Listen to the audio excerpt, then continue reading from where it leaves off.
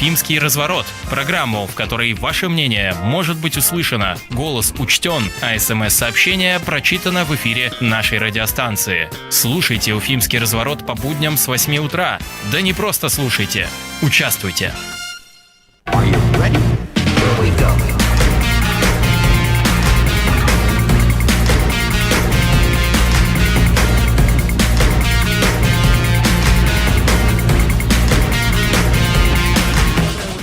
Восемь часов 6 минут утра понедельника в Башкирии. В эфире радиостанции «Эхо Москвы» в Уфе. По традиции «Уфимский разворот». Айдар Ахмадиев, Дарья Кучеренко, звукорежиссер. Это понедельник, просто простите. Ты знаешь, так бодро начал. 8 часов, как будто ты растягивал эти слова. Я единственное, какие у меня есть силы, выдал уже все в самом начале. Сейчас буду... Руслан Валиев сегодня за звукорежиссерским пультом. Спасибо. У Никиты Полянина понедельник, как вы понимаете.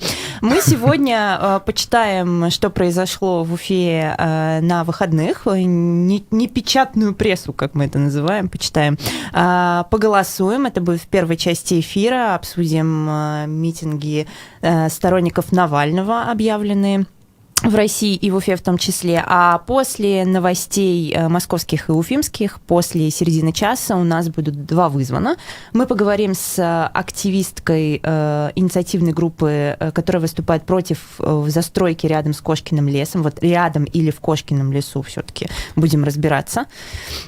Это Альмира Ахунова, да. Но вот я добавлю, что дело в том, что мы не просто так пригласили, эта тема уже довольно давно у нас как бы освещается в разных СМИ, но просто на прошлой неделе в эфире «Эхо Москвы» в Уфе был представитель группы компаний «Садовое кольцо», это застройщик как раз, и активисты захотели ответить, то есть там застройщик сказал, что с ним никто не хочет говорить из активистов, они игнорируют. Вот сегодня уточним, так ли это. И мы дадим им возможность высказаться у нас в эфире, чтобы два мнения прозвучало. И еще у нас будет по телефону активистка движения «Стоп БашРТС» Елена Масайло. Она расскажет, что сейчас происходит в диалоге активистов и управляющей, ресурсоснабжающей, прошу прощения, компании по поводу высоких платежек за отопление. Еще она ездила, я так понимаю, в Москву. Она до сих пор, она с нами на связь выйдет из столицы. Да, Елена Масайло. Поговорим с ней, что же она там делает, зачем эти пикеты в Москве. Кстати, Елена Масайло уже третий человек, который за последнее время поехал в Москву с пикетами из-за вот этих как раз из-за вот этого отопления. Тенденция тут наблюдается ездить в Москву на пикеты. Вот когда мы с тобой поедем, Даша? Да хоть сейчас, вот бросим эфир да поедем. Ну давай сначала новости почитаем, что произошло в Уфе на выходных и в конце прошлой недели. Пресса с доставкой на дом. Ну, во-первых, я хочу рассказать про два материала, которые мы писали в газете «Коммерсант», где я работаю. Первый, это называется «Бабушкинский надвое не скажет». В районном суде Москвы начнут судить башкирских прокуроров. Это резонансное дело, по которому проходит бывший первый зампрокурора Башкирии Олег Горбунов, экс-прокурор Советского района Уфы Рамиль Гарифуллин. Тут прям высокопоставленные лица, поэтому я всех фигурантов перечислю. Также бывший заместитель начальника по надзору за уголовно-процессуальной деятельностью СКР, имеется в виду СКР прокуратуры республики Артур Шеридинов, адвокат Рашид Софеев, предприниматель Фим Мухитов и предприниматель-юрист, депутат Горсовета Уфы Вадим Рамазанов. Вот много фигурантов, и каждого из них, в зависимости от роли, обвиняют в посредничестве во взяточничестве, в получении взятки и в злоупотреблении должностными полномочиями. Там, в общем, история ЦИМИС истории в том, что их дело будут рассматривать не в Башкирии, хотя по логике, должны были в Башкирии рассматривать по подсудности, но его специально переносят в Москву, так как я понимаю, что Следственный комитет решил, что это гарантирует большую объективность при рассмотрении дела. Ну, будем на это надеяться, по крайней мере, да. Тут интересная деталь, я вот отмечу, что сами фигуранты дела очень не хотели, чтобы куда-то его переносили, и просили, ладно, раз уж вы хотите, чтобы дело рассматривалось в Москве, то любой суд, кроме Бабушкинского и Басманова, в итоге это будет Бабушкинский, и якобы была такая формулировка, что до них дошла информация, что СКР хочет пролоббировать обвинительный приговор именно в Бабушкинском суде через там какого-то знакомого судью. Такая история. Понятно, но будем смотреть. Второй материал, вот, кстати, как раз ты этим делом давно занимаешься, этим кейсом, я имею в виду свидетелей Иеговы. Иеговы. Они, кстати, Иеговы. в суде всегда поправляют всех, кто приходит выступать в качестве свидетелей, и прокурора поправляли, что они называются свидетели Иеговы. Иеговы. Хорошо. Что там происходит с Анатолием Велиткевичем? Да, закон обязывает нас говорить, что это организация, запрещенная в России, признанная экстремистской. За это, собственно, и судят Анатолия Велиткевича. Это уфимец. Его судят за создание вот этого юридического лица этой организации в Уфе. Его еще самого пока не допрашивали, допросили нескольких свидетелей и изучают материалы дела. Вот на последнем заседании, на котором я была в пятницу, озвучивали результаты оперативно-розыскной деятельности и обысков, которые прошли не только у Анатолия Велиткевича, но и у тех, кого тоже подозревают в участии в движении свидетелей Иеговы в Уфе. И там были интересные такие моменты. Прокурор рассказывала, что изымали в ходе обысков, и помимо того, что изымали какую-то специальную религиозную литературу, изымали также, например, вот православная молитва слов. Мне вот это понравилось. Мне больше нравится православие у нас в России не запрещено. Фоны хрестоматии к учебнику литературы за 9 класс. Да, это вообще я не поняла, почему. Может быть, я подумала, что это диски, поэтому они там CD-диски, поэтому они решили, а вдруг там какие-нибудь песнопения религиозные записаны. Вот. И еще, понятно, изымали все блокноты, тетрадки там с надписями «личное», там изучение Библии, в принципе, Библии в разных переводах, даже в православных тоже изымали. И обыски прошли одновременно сразу у многих людей. Я так понимаю, еще на заседании выступила Алена Велиткевич, это супруга того самого обвиняемого, одного из, и у нее спрашивали, имеет ли она какое-то отношение тоже к этой организации, состоит ли она в ней. Да, ее гособвинитель спросила, она сказала, что она сошлется на 51-ю статью Конституции, позволяющую ей не свидетельствовать против себя, и ничего не скажет, и дальше вопросы задавал ей ее супруг. Он, кстати, спросил у судьи, а как мне к ней обращаться, на «вы» или на «ты»? Она говорит, ну, как хотите. Вот, и он ее спрашивал, слышала ли ты когда-нибудь, что я высказывал суждение о том, что в России нужно сменить конституционный строй и свергнуть власть, в чем его тоже обвиняют. То есть вот эта статья экстремистская, она предполагает, и вот эти формулировки тоже. Она сказала, нет, никогда, и свидетели Иеговы очень уважительно относятся к власти. Это мое не первое взаимодействие как журналиста с свидетелями Иеговы не только в Уфе, и у них действительно есть такая позиция, что они очень уважают власть и никогда не будут ее критиковать. Но, честно говоря, тут мне уже хочется сказать, что как бы ты ни любил власть в России, она тебя все равно, если захочет, под суд-то отдаст. То есть люби, не люби, уважай, не уважай, все равно в суде окажешься. Я напомню, Анатолий Велиткевич — это человек, у которого дома установили видеонаблюдение и прослушку, да? Да. Но это такая нормальная практика по делам об экстремизме, нормальная, в смысле нормальная для следственных органов и для полиции. Они ставят прослушку и потом используют это как доказательство вины, что, собственно, и происходит. Это была съемная квартира, да? Важно отметить. Это была съемная квартира. Материал «Эхо Москвы» в Уфе вице-спикер Госсобрания Башкирии назвал вопиющим случаем уход правительства в полном составе заседания сразу после выступления премьер-министра. Случилось это в минувший четверг. Было заседание 32-е депутатов Государственного собрания Республики Башкортостан. Там с отчетом о деятельности исполнительной власти выступили Ради Хабиров, глава республики, и председатель правительства Андрей Назаров.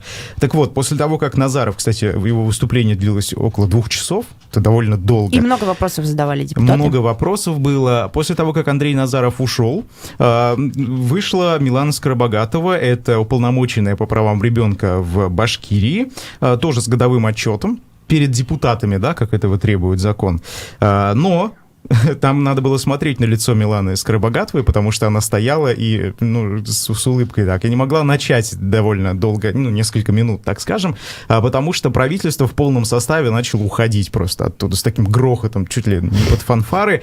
И в разговоре с нашим журналистом Рустем Ахмадинуров, это лидер регионального отделения «Единой России» и в то же время вице-спикер республиканского парламента, сказал, что это, значит, вопиющий случай, так правительство не должно было поступать, должно было выслушать как минимум Милану Скоробогатову, но сама Милана Скоробогатова сказала нам, что не считает эти действия правительства вопиющими, потому что они были приглашены только на выступление главы Башкирии, премьер-министра. А в целом деятельность детского омбудсмена, она как бы постоянно находится на контроле регионального правительства, и постоянно эти люди в контакте в прямом. Это вообще было интересное заседание Курултая. Наши коллеги Денис Ганиев и Елена Черкова в пятницу уже обсуждали некоторые законопроекты, которые там принимались, например, законопроект о детях войны, но еще была дискуссия вокруг законопроекта о комиссиях по делам несовершеннолетних, которых обязали разговаривать с подростками о митингах, и там прокурор республики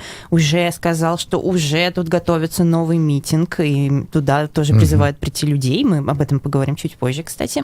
И что хочешь сказать? Ну, хотели какой-то политической культуры, политики, вот получайте.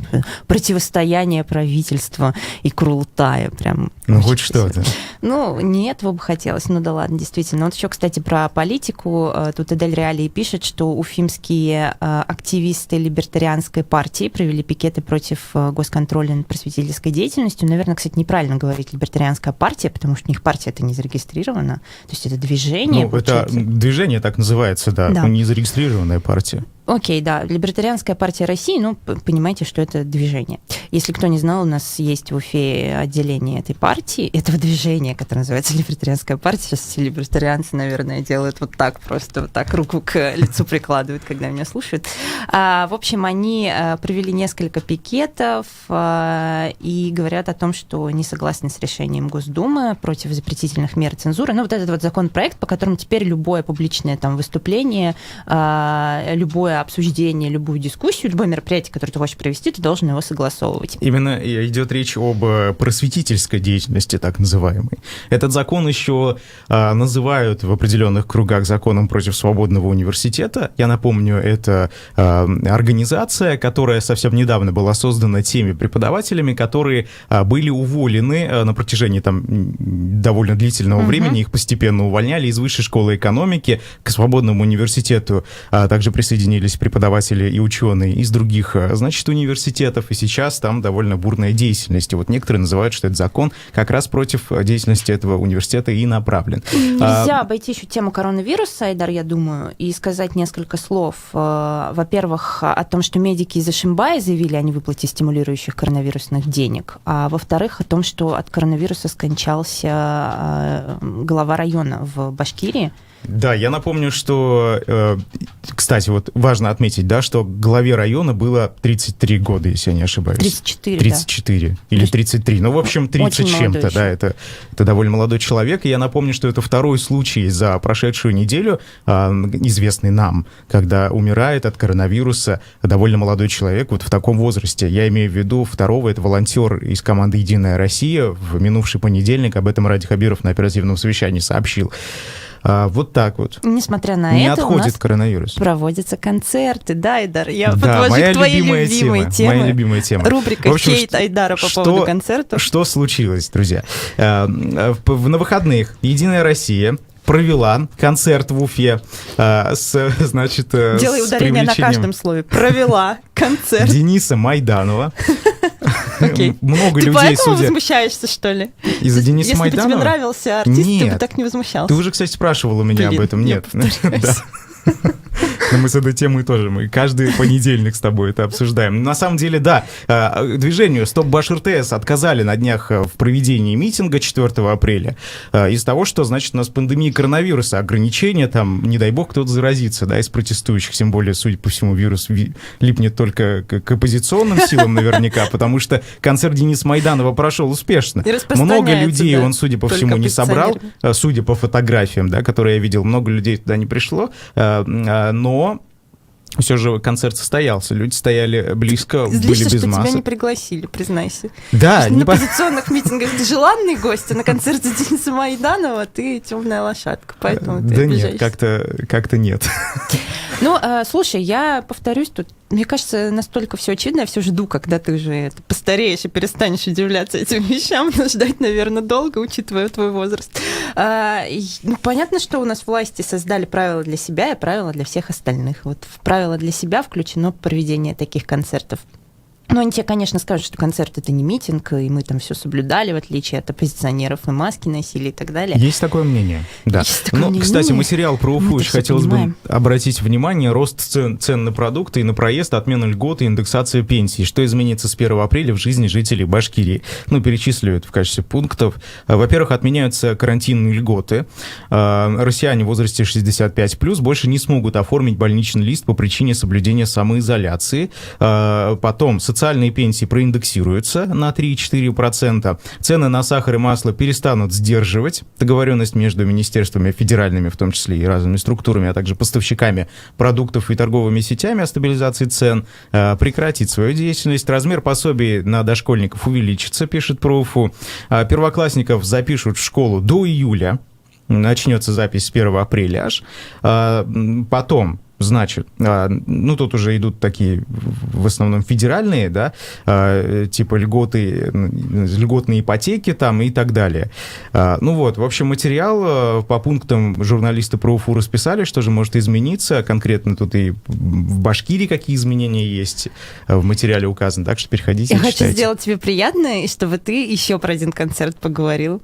Власти Так, Татарстана призвали не политизировать ситуацию с отменой концерта Фирдуса Тимаева в Башкортостане. Я тебе предлагаю, Дар, рассказать, в чем там суть этого конфликта.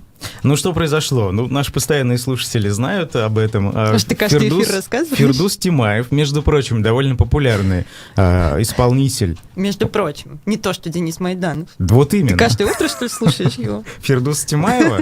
Ну, вот это, учитывая, что ты с уверенностью и восхищением о нем Ну, говоришь. ты посмотри, сколько у него подписчиков. Там 500 тысяч, кажется, в Инстаграме. Ладно, Довольно я неплохо. послушаю после эфира. Хорошо. Вместе послушаем. Так вот, Фирдусу Тимаеву отменили концерт, потому что, значит, отключили электричество и объяснили это тем, что потоп случился в Доме культуры, в одном из сел башкирских. Но, по словам Фирдуса Тимаева, он туда спустился, там никакого потопа не было. Он считает, что, значит, из-за его позиции по Шихану Куштау ему отменили этот концерт. И он Провинциальные отмазки, собирается... конечно, такие вообще. Простите. Он собирается подавать в суд. Вот. И самое это интересное. И Дель Реали пишет. Элвин Грей, значит, Фирдус Тимаева вот что заявил. «Включай мозги и не разжигай межнациональную рознь», говорит Элвин Грей. Который сам возмущался, что у него в Татарстане концерты Да, отменили. у Элвина О, Грея Господи. и Элвину Грею запретили выступать в Татарстане из-за того, Ой. что, значит, якобы он там нарушал какие-то противоэпидемиологические нормы, правила. Я так понимаю, что отключение электричества — это вообще популярная причина отказа в Башкирии, потому что приезжал бывший шеф-редактор «Эхо Москвы» в Уфе Максим Курников в Уфу на съемки фильма про голод. Наверняка наши слушатели уже много про это знают. И Александр Архангельский, литературный критик и писатель, который вместе с Максимом Курниковым снимает этот фильм, рассказал про то, что целый веер отказов они получили в Башкирии в съемках, в тех локациях, на которых они заранее договаривались. Причем там причины все очень интересные. Либо действительно там некому включить электричество в помещении, либо нужно какую-то там справку принести, которую типа не было. Но это не только в Башкирии, это в целом вот их путь, например, это Саратов. Смотри, но он пишет еще конкретно про Уфу тоже, что в Уфе были такие отказы. Например, Национальный музей Республики Башкортостан сказал, что музей работает над проектом, посвященным истории региона, исключающим мероприятия с использованием музейного фонда. Вот так. Если интересно, можно почитать на сайте Эхо подробнее этот блог или в Фейсбуке Александра Архангельского. Что еще, успеем пару материалов или уже все? Наверное, не будем. Я думаю, давай перейдем все-таки к голосованию, поменяем Давай тему. перейдем. Несколько дней назад сторонники Алексея Навального объявили о, значит, регистрации, да, на акцию протеста очередную, которая состоится когда-то весной текущего года. Дата не объявлена, Дата не причем я так объявлена. понимаю, что специально. Да, для Или того, они чтобы, пока не значит, знают. по их словам, чтобы, значит, нам никто не смог помешать, они так говорят. И еще они говорят, что мы выйдем только в случае, если поймем, что нас выйдет много, иначе смысла выходить Конкретно нет. 500 тысяч человек они Минимум. хотят набрать минимум по всей России. Так вот, они запустили на своем сайте Алексея Навального интерактивную карту, где можно зарегистрироваться на этот митинг. Мы еще, важно ответить, мы еще не знаем, будет ли он согласован, например, в Уфе или не согласован. Мы, конечно, подозреваем, да, определенные, но все же. Так вот, В Уфе по состоянию на сегодняшнее утро зарегистрировано почти уже 5000 человек. По всей Башкирии это почти 6000 человек. Там Уфа и окрестности, я так понимаю. В Уфе 4800 чем-то. Ну, то есть вы заходите на этот сайт и там нажимаете «Я пойду» и можете отметить место на карте, откуда вы пойдете, и таким образом считается количество человек. Самое интересное, что несколько отметок стоят на той территории, где находится Дом Республики. Диссидентских. Да, Дом Республики и еще администрация города. Не знаю, слушай, у меня была... Бунтари. У меня была мысль, что, может быть, они регистрировались, чтобы посмотреть, сколько человек будет участвовать, а может быть, они действительно бунтари. Кстати, мне не совсем понятно, там человек сам ставит отметку или нет? Да. Просто я не регистрировался. Там можно либо Руслан Валиев возмущается, что ты не зарегистрирован. Там можно либо самому поставить на карте, выбрать место, либо включить как бы геолокацию, и он сам определит, где ты находишься. Ну что, давай, наверное, запустим голосование, а потом порассуждаем. Ну, вопрос, соответственно, такой к вам. Есть ли смысл выходить на акции протеста в Уфе и других региональных городах для достижения таких глобальных политических целей? Есть ли смысл выходить на митинг в Уфе по федеральной повестке? Вот никогда вы выходите по платежкам за отопление высоким, или, я не знаю, приватизации Башнефти, или по разработке Куштау, а когда вы в Уфе выходите на митинги по федеральной повестке, есть мнение, что якобы это на самом деле ни на что не влияет, и надо, чтобы критическая масса москвичей вышла на улицу, а мы тут в Уфе не то чтобы очень важны для или что-то случилось в политической элите, да, внутри. Ну что ж, если вы считаете, что смысл есть выходить на такие акции протеста в Уфе и в других региональных городах, ваш номер телефона 262 72 47. Если же вы этого смысла не видите, то ваш номер телефона 262 72 48. Голосование. Процесс пошел. Есть ли смысл выходить на акции протеста в Уфе и других региональных городах для достижения каких-то, ну, по федеральной повестке, так скажем, для достижения таких, например, целей, как освобождение Алексея Навального? Вы видите в этом смысл 262 72 47, не видите 262 72 48. Я просто напомню, что когда выходили жители Уфы на предыдущие митинги, многие из них выходили с какими-то собственными целями, да, говоря о том, что мы выходим, потому что у нас проблемы в Башкирии, а мы выходим не только там из-за Алексея Навального и не за Алексея Навального. Я бы, знаешь, что, наверное, сказала? Мне кажется, что... тут надо отметить, что когда вы выходите, вы же подвергаете себе риску, если это не санкционированный митинг. И вот есть ли смысл подвергать себя риску, если вопрос идет о, во-первых, такой очень сложной теме, как освобождение политзаключенного, а во-вторых, когда это не касается темы напрямую проблем Уфы. Вот как вы тут для себя решаете? В целом у многих есть мнение, что все-таки выходить стоит в регионах, да, такие акции протеста стоит проводить, потому что, значит, таким образом мы показываем, что нас много не только в Москве, что в целом вся Россия поддерживает определенное оппозиционное движение. Но все-таки, опять же, да, это не согласованный митинг, мы не устаем это говорить, да, необходимо говорить. Не хочу как бы влиять на голосование, не хочу никого призывать, только, надеюсь, это не влияет, но скажу здесь свою мысль. Мне кажется, что действительно, когда вот такое происходит, и мы потом это обсуждаем, мы видим, сколько у нас людей несогласных, и нервируем власти. Есть ли смысл выходить на акции протеста в Уфе и других региональных городах? Да, 262 72 47, нет, 262 72 48. Еще дадим 5 секунд, давайте быстрее набирайте, голосуйте. Результаты, честно скажу, для меня неожиданные, пока что предварительные.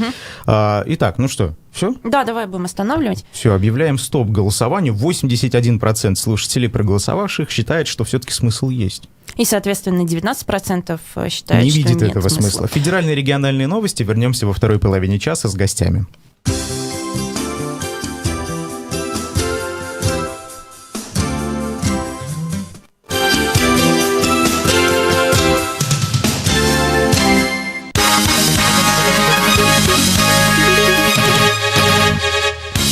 6:30 утра в Москве, на «Эхе новости», в студии Андрей Шашков. Здравствуйте.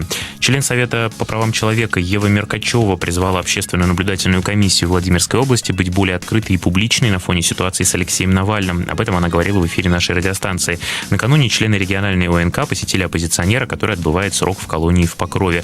После этого председатель комиссии Вячеслав Куликов объявил, что Навальный по-прежнему ходит самостоятельно, и кроме требований об уколах диклофенака никаких жалоб и запросов от него не поступало. Меркачева также отметила, что именно на колонии Владимирской области особенно часто жалуются в СПЧ из-за пыток. После отправки туда Навального, добавила Меркачева, она надеялась, что ситуация там улучшится. В России создадут единую цифровую базу учета иностранцев. Это анонсировали в пресс-службе МВД. Новая система позволит мигрантам получать госуслуги в электронном виде, а миграционным службам напрямую предупреждать о необходимости покинуть страну. Цифровой профиль будет содержать информацию о правовом статусе приехавшего в Россию гражданина, его биометрические данные, сведения о месте жительства и работе. Сроки запуска пока не уточняются. Заблокировавший Суэцкий канал контейнеровоз начнут разгружать во вторник, если за ближайшие сутки его не удастся сдвинуть с места, передает агентство Bloomberg со ссылкой на источник, близкий к президенту Египта Абделю Фатаху ас-Сиси. Его пресс-служба вчера уже говорила, что в руководстве страны готовится к любым вариантам решения проблемы, но дату разгрузки не называли. Сегодня ночью международная команда буксировщиков попыталась еще раз двинуть судно с мели, используя прилив. Контейнеровоз длиной 400 метров застрял в канале 5 дней назад. В пробках за ним с обеих сторон скопились сотни судов. Каждый день простоя канала, по оценке его администрации, обходится египетскому бюджету в $14 миллионов. Паспорта вакцинации от коронавируса в Евросоюзе будут добровольными, обещал в эфире французского телеканала LCI еврокомиссар Тьерри Бретон. Он показал проект документа. Тот будет содержать дату рождения, номер паспорта, тип вакцины и отметку, болел ли раньше человек коронавирусом и имеет ли антитела. Этот сертификат можно будет загрузить на смартфон или распечатать в бумажной версии. Также Бретон объявил, что единые паспорта вакцинации в Европе запустят с 15 июня. Для нежелающих вакцинироваться рассматривают вариант вместо этого массированно развивать экспресс-тесты, отрицательные результаты которых будут необходимы для допуска, например, на массовые мероприятия или перелеты. В результате атаки террористов на город Пальма на севере Мозамбика погибли десятки людей, сказал на брифинге представитель Министерства обороны страны. Нападение исламистов произошло на прошлой неделе. В Пальме строила крупнейший в регионе газовый комплекс французская компания «Тоталь». После этого все работы пришлось приостановить, а иностранных специалистов эвакуировать. Официальные курсы валют на сегодня: доллар 75 рублей 76 копеек, евро 89,26. И о погоде: сейчас в Москве около -1, ясно, атмосферное давление 759 миллиметров ртутного столба, влажность 78%. Днем до +9. Андрей Шашков, служба информации, Эхо Москвы. 3, 2, 1. Реклама. В любой сложной ситуации сохраняйте спокойствие, дышите ровнее. А если нужны лекарства, ищите их на сайте и в приложении farmland.ru. farmland.ru. Удобный поиск лекарств. Имеются противопоказания, требуется консультация специалиста. Категория 18+. По понедельникам в студии «Эхо Москвы» в Уфе подводить итоги прошедшей недели будет Азамат Саитов и его гости. Каждый понедельник вместо программы «Персонально ваш» слушайте программу «Послесловие» с Азаматом Саитовым после 15 часов.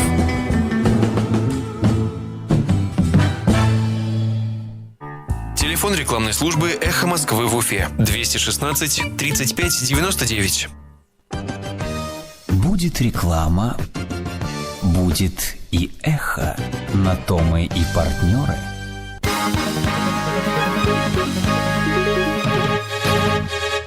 8 часов 34 минуты в Башкирии. В эфире «Эхо Москвы» в Уфе новости. В студии Айдар Ахмадиев. Здравствуйте.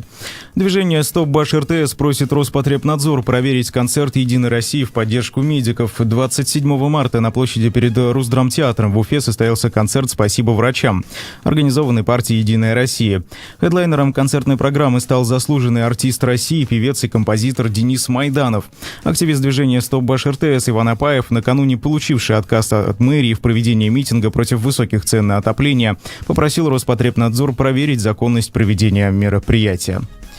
Башавтотранс по итогам тест-драйва рассмотрит возможность закупки новых нефазов для городских маршрутов. Госперевозчик планирует испытать в Уфе газовую версию нефазы, используемую в качестве московского электробуса. Судя по маршруту-указателю, автобус будет обслуживать 110-й маршрут. В пятницу автобус показали главе региона Радию Хабирову. Далее цитата. «Наша транспортная система нуждается в подобных современных автобусах. Мы планируем продолжать развитие сети пассажирских перевозок. И речь не только о больших городах. Нам предстоит соединить автобусным сообщением наши села и райцентры», сообщает пресс-служба Дома Республики слова Радия Хабирова. Гендиректор Башавтотранса Надир Самиев отметил, что производитель учел замечания, которые возникли в процессе эксплуатации. Напомним, на этой неделе портал УФА-1 опубликовал фотоотчет из одного из гаражей Башавтотранса в Уфе, на задворках которого стоят десятки автобусов, включая экземпляры последних летних партий. Госперевозчик от комментариев отказался. Транспортный эксперт Олег Арефьев в эфире «Эхо» заметил, что у госперевозчика нет сервисного центра для обслуживания газовых машин, а сами гаражи и их рембазы не приспособлены к новым автобусам, поэтому под забором скопились нефазы с отказавшими двигателями. Власти продлили режим самоизоляции для пожилых людей старше 65 лет до 31 марта. Глава республики Радий Хабиров внес изменения в указ о режиме повышенной готовности в связи с угрозой распространения коронавируса, сообщает пресс-центр Дома Республики. Школьные столовые теперь можно заполнять на 100%, а детские сады могут посещать родители воспитанников. По данным регионального Минздрава, в Башкирии зарегистрировано более 30 тысяч случаев заболевания коронавирусом, а число погибших от COVID-19 достигла 345 человек. Ранее статистика Минздрава подвергалась критике и недоверию со стороны СМИ и общественности. Сейчас в Уфе -2, днем ожидается ясная погода до 6 градусов выше нуля. Айдар Ахмадиев, служба информации, «Эхо Москвы» в Уфе. Вы слушаете «Уфимский разворот» – программу, в которой ваше мнение может быть услышано, голос учтен, а СМС-сообщение прочитано в эфире нашей радиостанции. Слушайте «Уфимский разворот» по будням с 8 утра. Да не просто слушайте, участвуйте.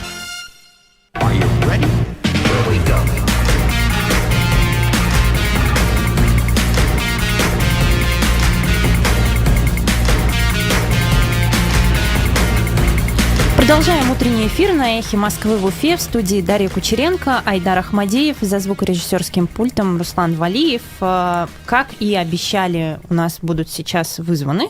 Мы сейчас будем звонить Елене Масайло. Она активистка движения «Стоп БашРТС». Расспросим у нее, почему она ездила в Москву на пикет.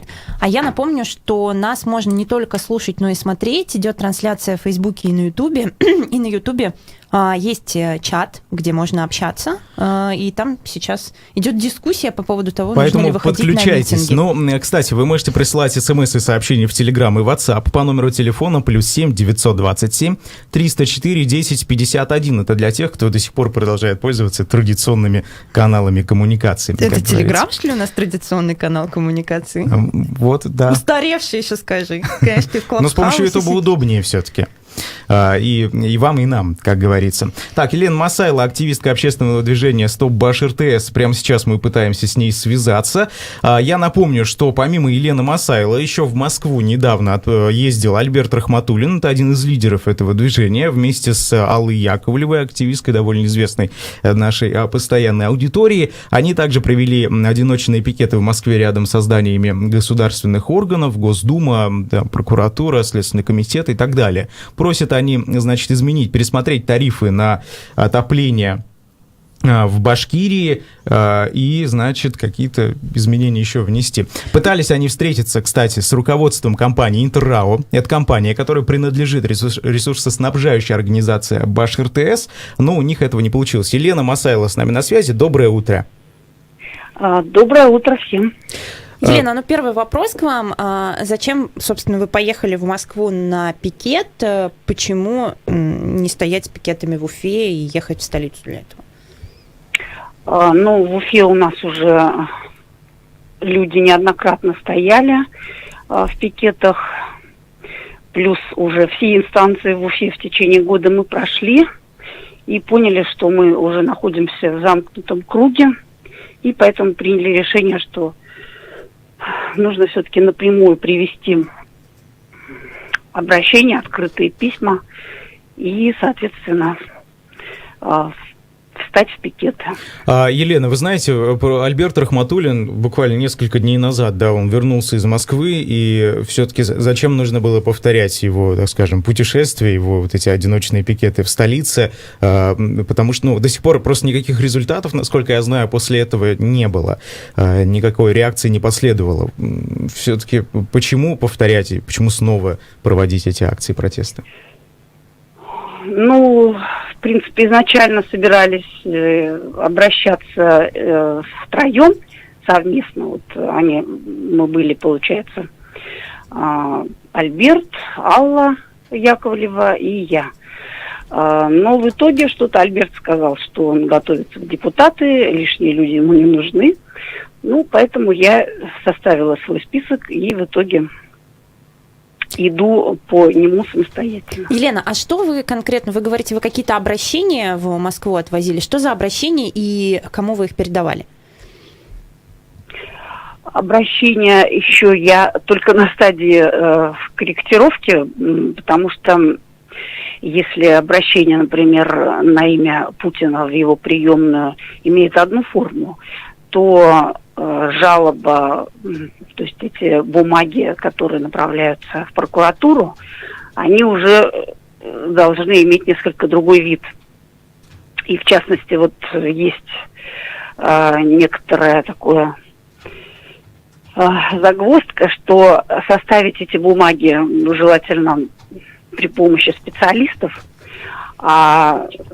может быть, кстати, если кто-то найдется, юрист в Уфе, который может мне помочь в составлении, например, в прокуратуру жалобы, которые мне нужно Вы хотите до вторника в Генпрокуратуру подать. передать в Москве жалобу, да?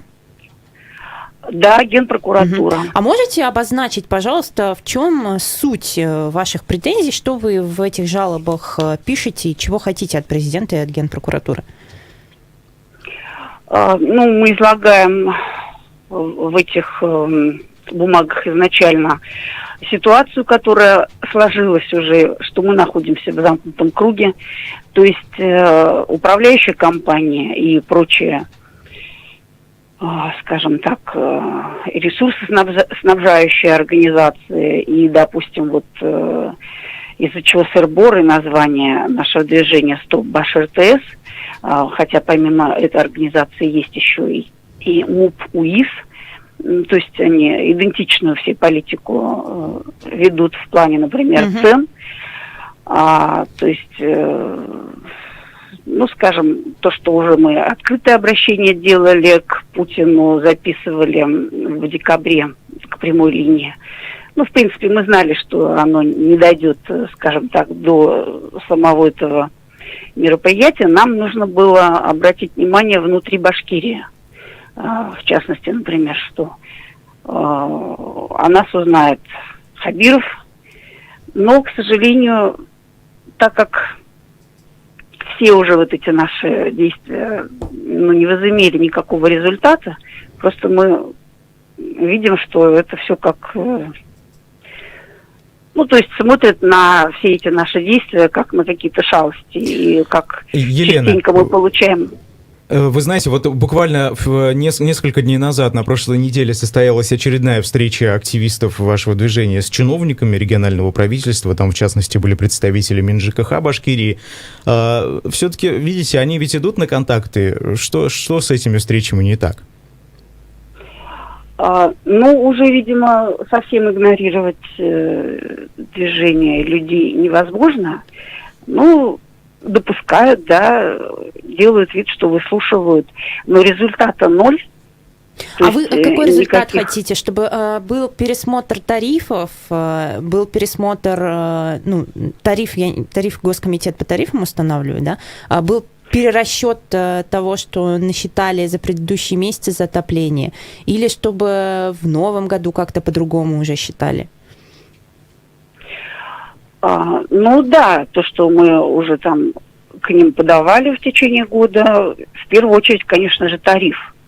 Каким-то образом он у нас в Башкирии является практически самым высоким в стране. И, например, если взять соседний регион Челябинск, то там разница практически, если там 1300 с мелочью, то у нас практически 2200. Мгм. Ну, разница практически сколько? 900 рублей, да?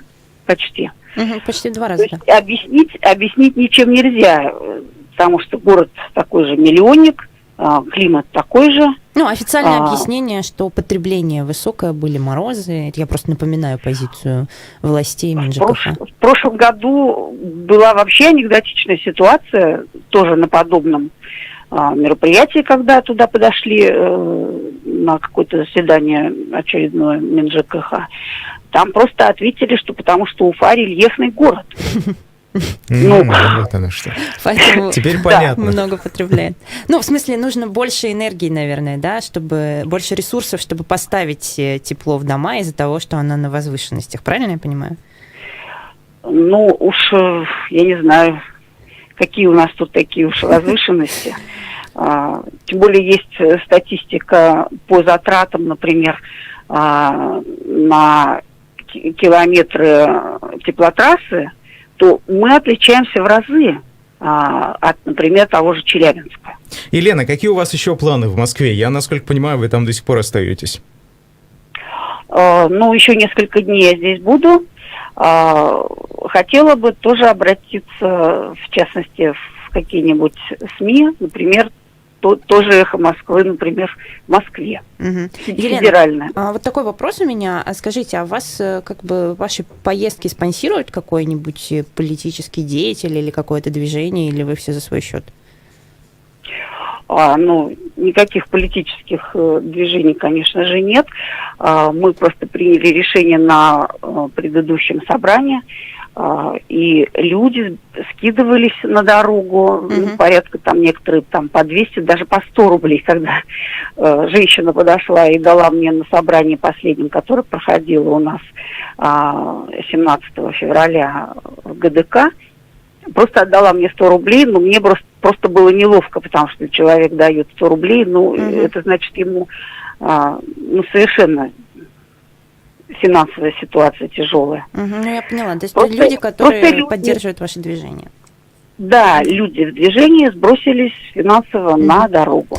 Елена, спасибо большое. Вам удачи желаем в Москве. Это была Елена Масайло, активистка общественного движения «Стоп БШРТС», которая пытается добиться пересмотра тарифов за отопление, высоких платежек. С помощью которые одиночных пришли пикетов в Москве. зимой. Не только одиночных пикетов, еще, как видишь, встреч. Обращения, в Башкирии встречи, и встреч, да. Ну что ж, мы еженедельно что-то допишем о движении «Стоп БШРТС». Они действительно ведут сейчас активную деятельность, но поменяем тему и поговорим с другим гостем. Я думала, что Руслан забыл, что нам нужно поменять тему, потому что он уже начал Руслан звонить. всегда начеку. Звонить второй нашей гостьи. Это Альмира Ахунова. Она входит в инициативную группу жильцов рядом с Кошкиным лесом. Которые выступают против строительства жилого комплекса рядом с этим лесом группы компаний «Садовое кольцо». Я напомню, на прошлой неделе у нас был представитель этой группы компаний.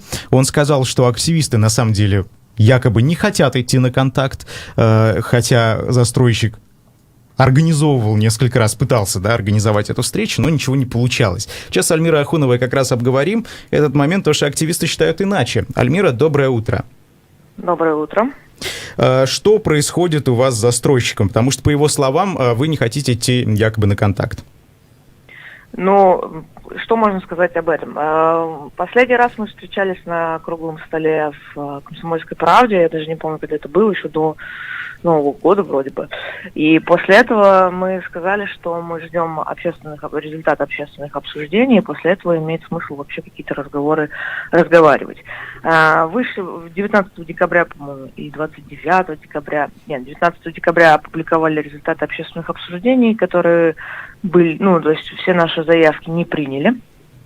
И после этого никаких действий со стороны Садового кольца в сторону активистов ЖИ Кошкин лес не было. Соответственно, никакого сотрудничества, никаких разговоров тоже не было. То есть к вам никто не обращался, не предлагал какую-то встречу сделать вместе с представителями застройщика?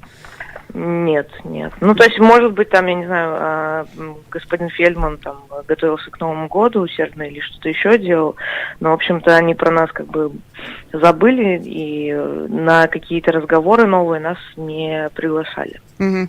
Альмира, скажите, пожалуйста, вот если бы такие встречи были организованы, то чего бы вы на них добивались? То есть есть ли какой-то консенсус, которого вы можете добиться с застройщиком, и с вашей стороны какие условия этого консенсуса?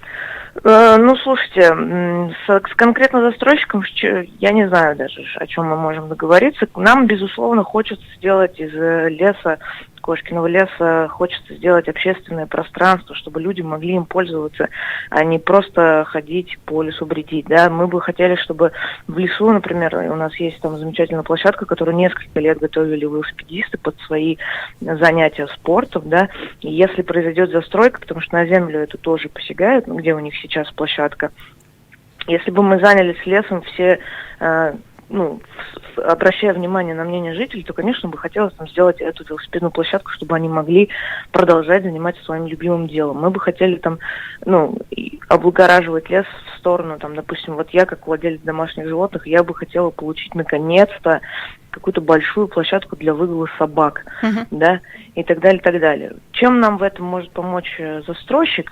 Я, честно говоря, не знаю, потому что у застройщика, естественно, коммерческий интерес, у них стоит вопрос маржинальности проектов и так далее и тому подобное. Для нас это, нет у нас каких-то там глобальных точек соприкосновения. Ну, насколько я знаю, из публичных выступлений представителей застройщика, якобы они все время делают акцент на том, что они как раз и хотят облагородить этот лес. Все то, о чем вы говорите, по их словам, они восстановят, этот лес, который срубят. Подарить.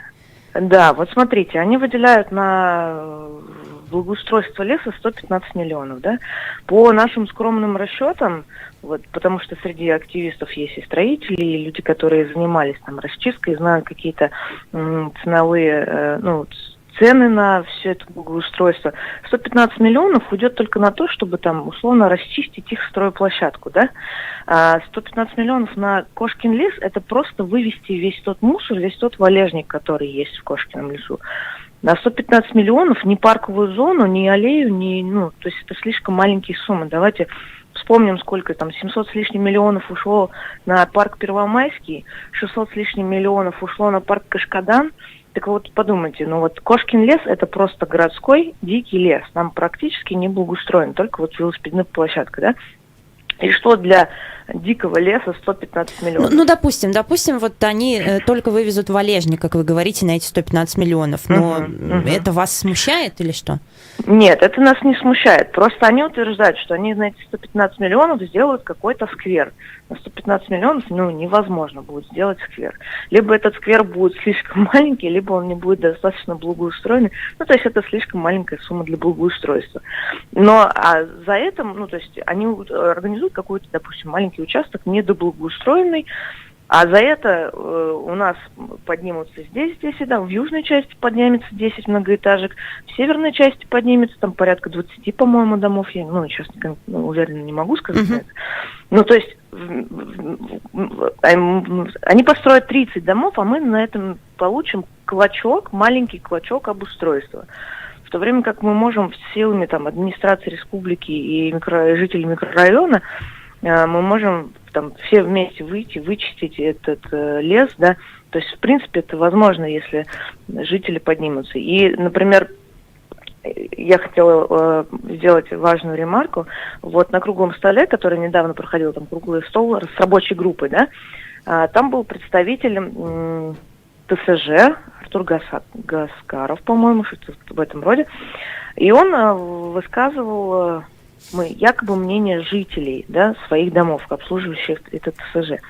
Так вот, выяснилось после этого собрания рабочей группы, что, в общем-то, Артур никого, в принципе, и не спрашивал мнения, а он выступил за застройку Кошкиного леса.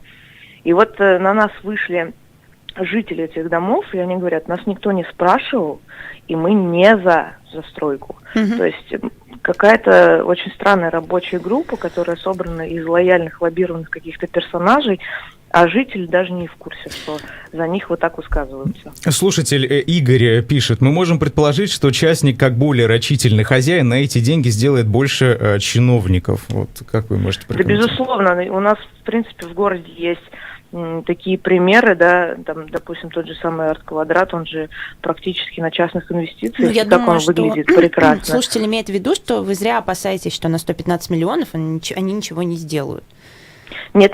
Вот смотрите, когда мы говорим мы же не по чиновничьим меркам оцениваем, да, расходы, там, сколько будет стоить вывоз мусора, сколько будет стоить вывоз.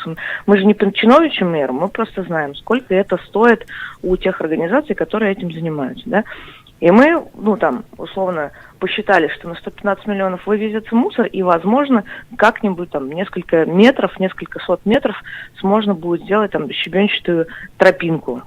Альмира, то есть 115 миллионов слишком маленькая сумма. Давайте проясним. Вот вы говорите, они хотят застроить Кошкин лес, а застройщик опять публично везде подчеркивает, что он лес застраивать не будет и строит рядом с лесом. Вот объясните этот момент, пожалуйста. Действительно, у них территория, та территория, которая под застройку у них выделена, это территория бывшего СНТ, все верно.